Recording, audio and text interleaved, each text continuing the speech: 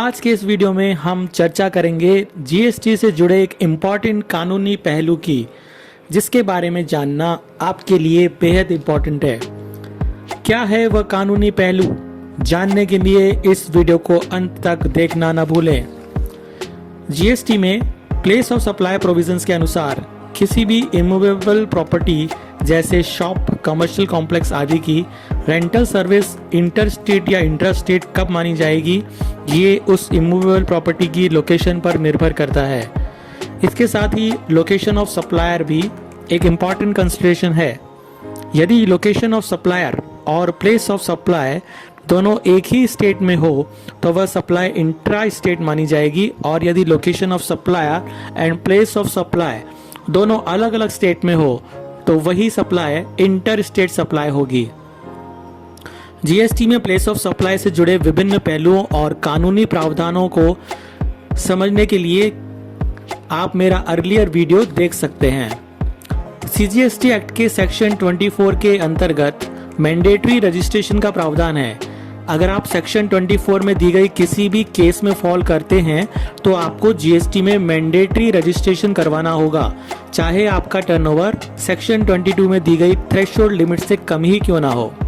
Section 24 में provide किया गया है कि अगर कोई person interstate supply of taxable goods and services करता है तो चाहे उसका aggregate turnover specified threshold turnover limit से कम ही क्यों ना हो, ऐसे पर्सन को जीएसटी रजिस्ट्रेशन नंबर लेना कंपलसरी होगा। यानी अगर आप अपने स्टेट के बाहर कोई भी टैक्सेबल गुड्स या सर्विसेज की सप्लाई करते हैं तो चाहे आपका एनुअल टर्नओवर थ्रेशोल्ड लिमिट्स जो गुड्स के केस में 40 लाख और सर्विसेज के केस में 20 लाख से कम ही क्यों ना हो, आपको जीएसटी में कंपलसरी रजिस्ट्रेशन करवाने की लायबिलिटी अराइज हो जाएगी। ऐसे में अब सवाल ये उठता है कि अगर प्लेस ऑफ सप्लाई रूल्स के हिसाब से इमूवेबल प्रॉपर्टी की rental service inter state supply मानी जाए तो क्या सेक्शन 24 में मैंडेटरी रजिस्ट्रेशन करवाना होगा या इस संबंध में कोई रिलैक्सेशन प्रोवाइड किया गया है? आइए जानते हैं इस वीडियो में सवाल का जवाब और समझते हैं सेक्शन 24 की इस मैंडेटरी रिक्वायरमेंट को प्लेस ऑफ सप्लाई रूल्स के कॉन्टेक्स्ट में एक केस स्टडी के माध्यम से। मिस्टर एक्स एक अनरजिस्टर्ड पर्सन है और जयपुर राजस्थान में लोकेटेड हैं। उनकी 3 अलग अलग स्टेट्स एमपी, यूपी और बिहार में कमर्शियल प्रॉपर्टीज हैं जिन्हें उन्होंने रेंट पर दे रखा है।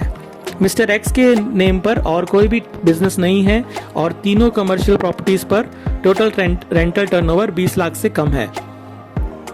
अब प्लेस ऑफ सप्लाई रूल्स के हिसाब से देखें तो लोकेशन ऑफ सप्लायर राजस्थान में है और प्लेस ऑफ सप्लाई उन कमर्शियल प्रॉपर्टीज की लोकेशन यानी यूपी, एमपी और बिहार में है। तो इससे साफ है कि location of supplier and place of supply दोनों अलग अलग स्टेट्स में है and place of supply provisions के अनुसार ये एक इंटर स्टेट सप्लाई है। तो अब चूंकि मिस्टर एक्स की rental service inter state supply of service है तो क्या सेक्शन 24 की मैंडेटरी रिक्वायरमेंट के हिसाब से मिस्टर एक्स को जीएसटी में मैंडेटरी रजिस्ट्रेशन करवाना होगा जबकि उनका टर्नओवर 20 लाख से कम है? और यदि हाँ तो क्या तीनों ही स्टेट्स में उन्हें रजिस्ट्रेशन करवाने की लायबिलिटी रहेगी? इस सवाल का जवाब है नहीं। नोटिफिकेशन नंबर 10/2017 IGST डेटेड 13/10/2017 में ये प्रोवाइड किया गया है कि inter state supply of services के केस में यदि सप्लायर का aggregate turnover pan India basis पर 20 लाख से कम है तो इंटर स्टेट सप्लाई होने पर भी उसे जीएसटी में रजिस्ट्रेशन नहीं करवाना होगा। ये नोटिफिकेशन सेक्शन 23 के अंतर्गत इशू किया गया है और सेक्शन 23, सेक्शन 22 और सेक्शन 24 से इंडिपेंडेंट सेक्शन है। सेक्शन 24 केवल सेक्शन 22 पर ओवरराइडिंग इफेक्ट रखता है और गवर्नमेंट द्वारा जीएसटी रजिस्ट्रेशन रिक्वायरमेंट से एग्जेम्पशन सेक्शन 23 के अंतर्गत नोटिफिकेशन इशू करके दिया जा सकता है। तो इस तरह आपने देखा कि मिस्टर एक्स को जीएसटी में कंपलसरी रजिस्ट्रेशन नहीं करवाना होगा जब तक कि उनका एग्रीगेट टर्नओवर 20 लाख से एक्सीड नहीं होता। अब यदि मिस्टर एक्स का एग्रीगेट टर्नओवर 20 लाख से एक्सीड हो जाता है तो क्या उन्हें हर उस स्टेट में रजिस्ट्रेशन करवाना होगा जहां पर कि उनके द्वारा रेंट पर दी गई इमूवेबल प्रॉपर्टीज लोकेटेड हैं? इसका जवाब है नहीं। मिस्टर एक्स केवल अपने ओरिजिन स्टेट यानी राजस्थान में रजिस्ट्रेशन करवा सकते हैं, उन्हें हर स्टेट में रजिस्ट्रेशन नहीं करवाना होगा। प्लेस ऑफ सप्लाई रूल्स केवल सप्लाई को इंटर या इंट्रा डिटरमाइन करने के लिए ही रेलिवेंट हैं और रजिस्ट्रेशन रिक्वायरमेंट पर इनका कोई असर नहीं पड़ता।